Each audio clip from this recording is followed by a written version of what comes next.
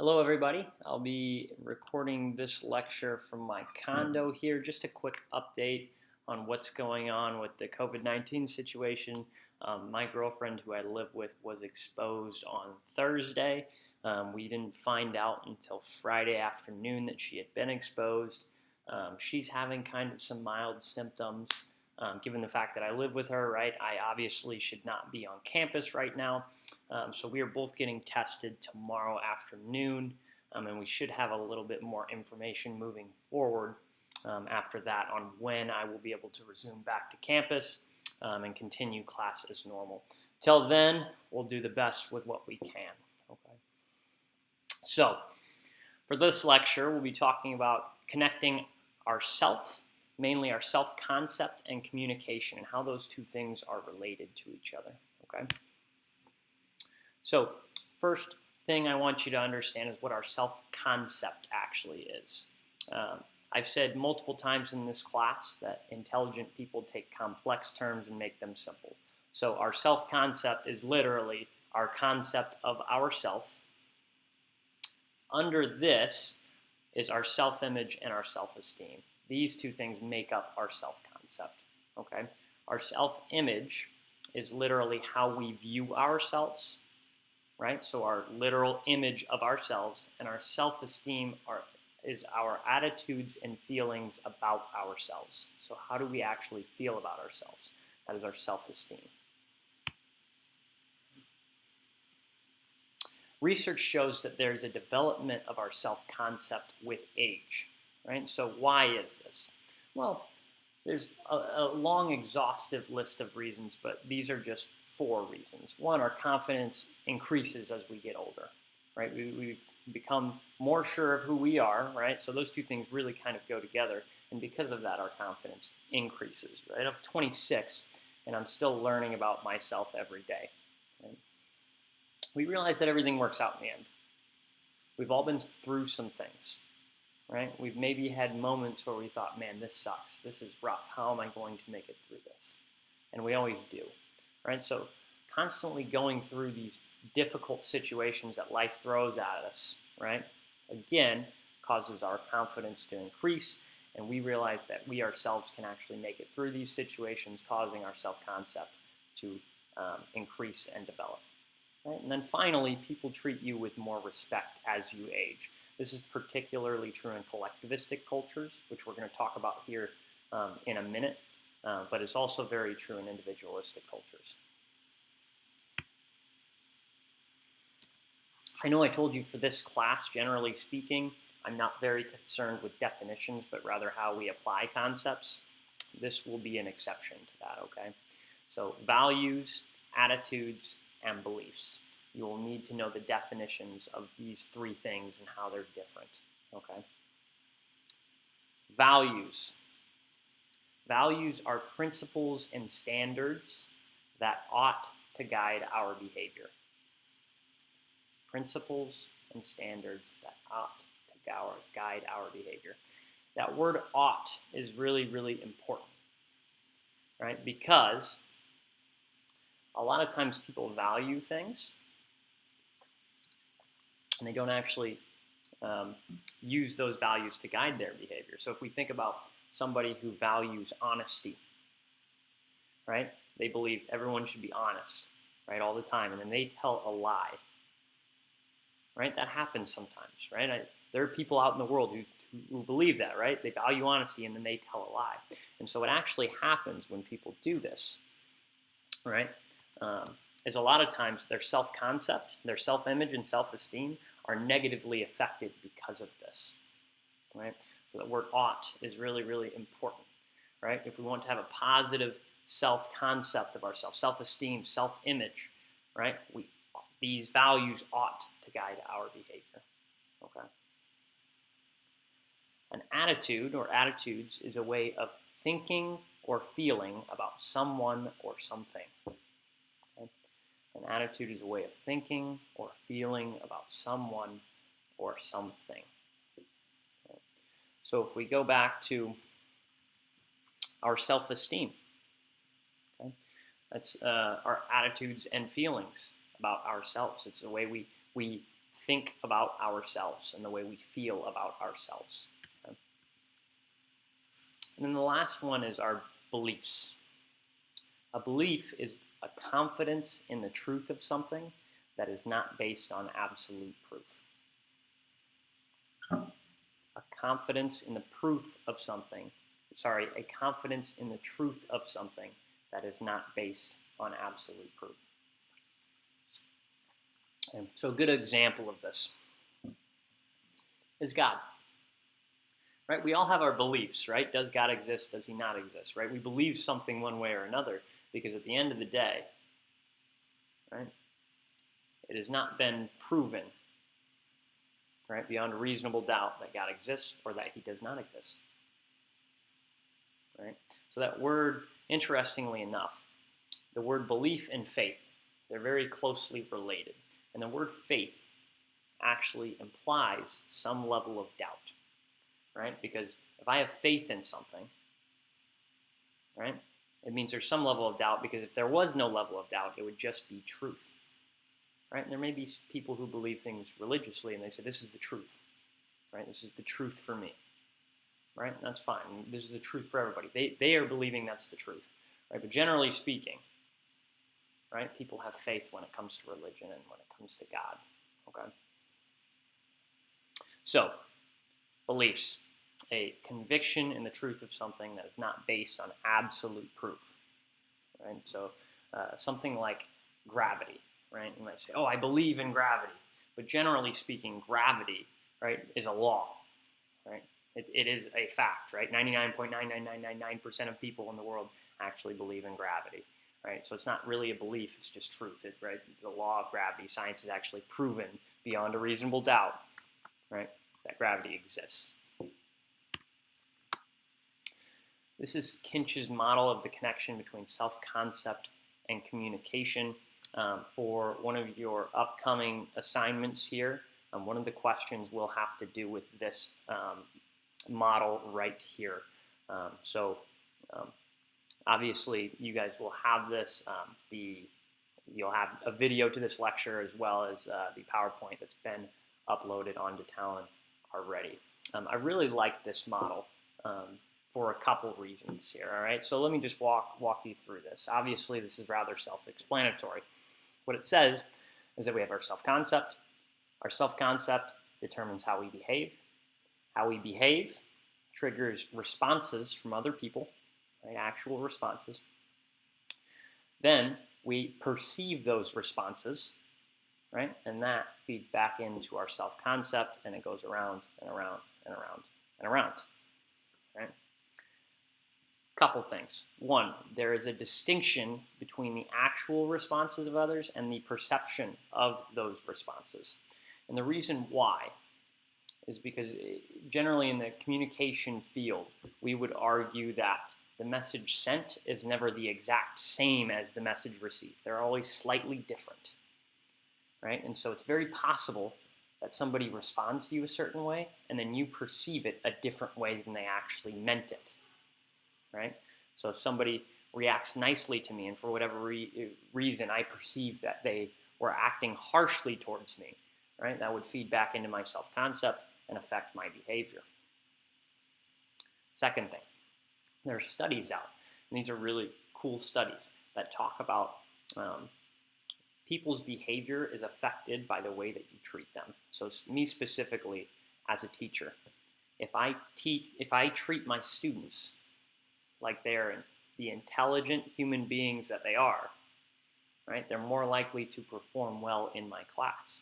However, if I were to treat them poorly and treat them like they were stupid, like they didn't know anything, right, and still taught the exact same material, right, same concepts in a similar fashion, they would perform more poorly, right, than if I were to just treat them like the intelligent people that they are. They're more likely to earn a D or an F or a C, right? So this research actually kind of backs up this model here, right? Because I respond to you, you perceive it, it goes back in your self-concept, and then it actually affects your behavior in either a positive or a negative way. This is something that you guys should take into your real lives here, right? The people that you care about, your family, your friends, the people you're close with, right? Encourage them, treat them like they're intelligent people. Treat them like they're good at the things that they're trying to be good at, right? And they're more likely to succeed at those things. It's really cool when you realize that the way that you treat people can actually have an impact on their success as a human being.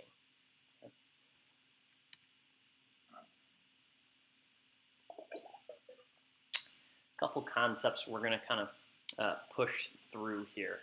I don't really like talking about online communication in this class because this class is fundamentals of oral communication, and oral communication usually happens face-to-face. Obviously, there are exceptions like Zoom and things like that, right? That's online communication that is happening face-to-face. But when we're talking about it in this class, that's not even what we're talking about. We're generally talking about either texting or instant messaging or social media or something like that. Okay, so the first concept is online self-disclosure. This is very, very straightforward. This is literally what you choose to disclose about yourself online. Right? Again, very self-explanatory. Online self-disclosure, what you disclose about yourself online. Okay? Online social connection, this just refers to the level of social engagement somebody feels online. How much of their social network is wrapped up online versus in person. Right? And we have online apprehension. Right? This is the level of nervousness people feel when communicating online, and this can be caused by a variety of different things. Generally speaking, boomers have a much higher level of online apprehension than our generation, right? Than millennials or Gen Z, right? The reason being they didn't grow up with this kind of technology at their fingertips, whereas we maybe did. And then finally, miscommunication. The only point I want to make with this one is that online communication is generally a breeding ground for miscommunication. The reason being, around 90% of our message is determined by our nonverbals, right? Meaning, everything we do outside of the words we say. So the way we move, right? Our body language, even our tone and volume, right? Those fall under the nonverbal category. So if I'm communicating online, I'm missing around 90% of the message. That's a really big deal, right? And it can lead to people receiving a different message than the one that was actually sent, which is another concept that we will get into later called bypassing. Okay? So culture and self-concept. I mentioned earlier, right, collectivism, right? So collectivism and individualism. Again, how do we make these two concepts as simple as we possibly can? Right? So an individualistic culture simply values the individual. Okay? A collectivistic culture values the group, right? Whether that group is the family, right? As a specific race, right? An entire country, a state, whatever that is, right? They value the group over the individual. A concept that goes along with this is this high and low context cultures, okay? Individualistic cultures have low context cultures, and collectivistic cultures have high context cultures. What does this mean to have a high or a low context culture? Well, what it means, right, let's take it back to what does context mean? Context is the setting that creates an interaction, right? The setting that creates interaction. So why is the interaction actually happening, right? That's the context, okay? So in a collectivistic culture, for example, if I were to ask a coworker, hey, do you want to grab a couple drinks this weekend, right? And he said, yeah, let's do it. Let's go have a couple drinks, right? Hang out and have a good time. And then we get to the bar and we're having a couple drinks, and suddenly I start talking about business and work, right? What we're going to do on Monday. In a collectivistic culture, this would be considered a little bit rude, right? Because what was the reason we're here? What is the reason for us actually interacting and hanging out?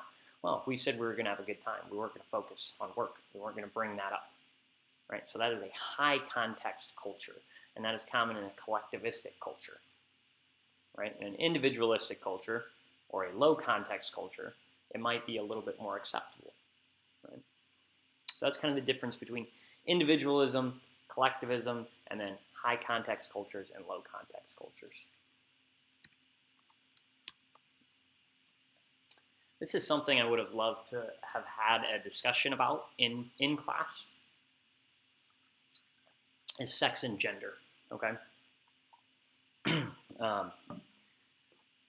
It's very important that we include different beliefs, right? Because there's a lot of different beliefs in this country, and it's important that we at least hear people out and understand that they may have a difference in opinion than us, you, me, a classmate, right? Whoever, right? We may all disagree and have different ideas about this. But what does the book say? The book says sex is biological, okay? Gender is how we identify. Doesn't make it right, doesn't make it wrong. That's just what the book says, right? And that's how we'll operate for this class. And this won't be a huge sticking point in the class. We're not going to talk too much more about sex and gender, but it is really cool in how it relates to our self-concept, okay? I'm going to plug my computer in here as I'm having some low battery.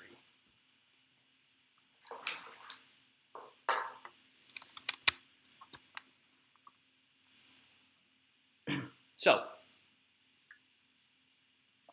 according to the research, sex generally determines our brain structure, right? Which we'll talk about here in a second. Then also, it's important to keep in mind that gender stereotypes can easily alter our self-concept, right? Now, an example of this might be, and I don't believe this, but 50 years ago, right, generally, there were a lot more female teachers than males, right? So it might be assumed that, oh, well, females should be teachers, not males, right? Now, if I were to buy into this stereotype, right, and say, well, I'm a man, like I'm a guy, like I can't be a teacher, I can't be a successful teacher, right? That would obviously be paramount to me actually becoming a teacher if I don't think I can do it because of who I am, right? So it's important that these gender stereotypes, that we actually, maybe fly in the face of them and embrace, right, that difference, right, where it's like, yeah, I'm a guy, but I can still be a very successful teacher, and I think I will be, right, and this goes the other way as well, right? If you were to pigeonhole a woman and say she can't be a successful engineer because that's a field that's dominated by men, right? If you actually buy into that stereotype, right, that's going to alter your self-concept, alter your behavior, right? And then you're not going to be very successful, right? So it's really important that we don't buy into these gender stereotypes, okay? So moving on, research shows that women use both sides of the brain to process language, while men only use the left side of their brain to process language, okay? So that's something else that I would have loved to talk about in class would be, do we believe that there's a difference between the way men and women communicate? Generally speaking, when I've done this in the past, the class says yes, there is a fundamental difference. Okay? I'm not going to dive in too much to what that is. I'm going to kind of talk about instead brain structure and what the research says here. Okay, so research says that men tend to develop the left side of their brain more than the right, and women tend to develop the right side of their brain more than the left. So, good question would be, what is actually on the left side of the brain? What functions are controlled by the left side of the brain, and what functions are controlled by the right side of the brain? Okay. So, on the left side of the brain, we have logic, analysis, sequencing, linear, mathematics, language, facts. They think in words. Okay. On the right side, we have creativity, imagination, holistic thinking, intuition, arts, rhythm, nonverbals, feelings, visualization. Okay. So on the left side, right, mathematics, right? My girlfriend is an engineer, okay? I'll start there. Generally speaking, again, that is a field that is dominated by men. And there's really two arguments here as to why that is, right? Argument number one might be, well, that's sexism. Guys dominate the field, they don't want to let women in. Right, and that's one argument. Right, another argument might actually be, well, men as a whole tend to develop the left side of their brain more than the right, right? And on the left side of the brain is mathematics. So more men tend to be better at math than women. That's the other argument there.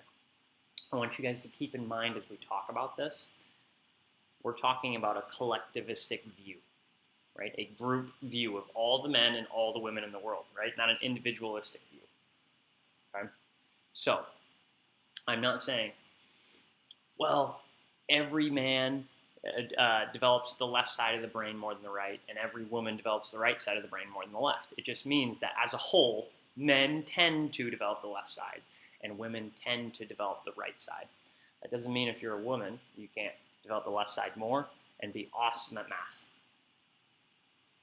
Right? My girlfriend, she's an engineer. She's a kick-ass engineer. Right? Awesome at her job. Right? She probably developed the left side of the brain more than the right. Or maybe it's that specific area of the left side that controls mathematics. Right?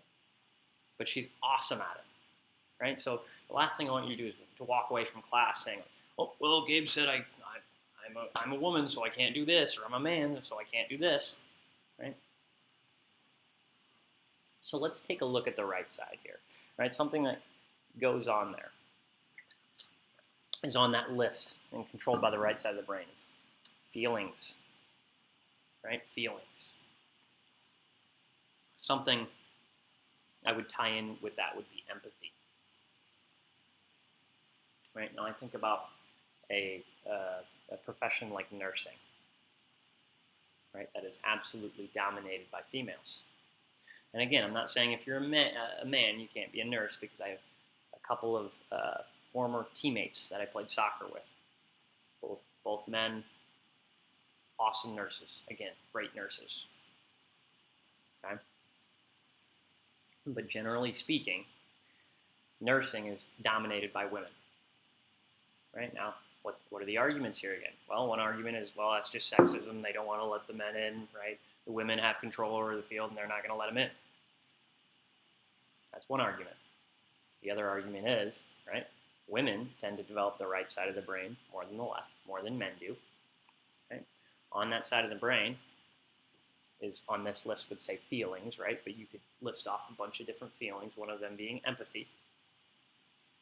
Right? And so women are much more empathetic than men, collectivistically, and so they make for better nurses, right? Because when I think about a nurse, I think of somebody who must be very empathetic.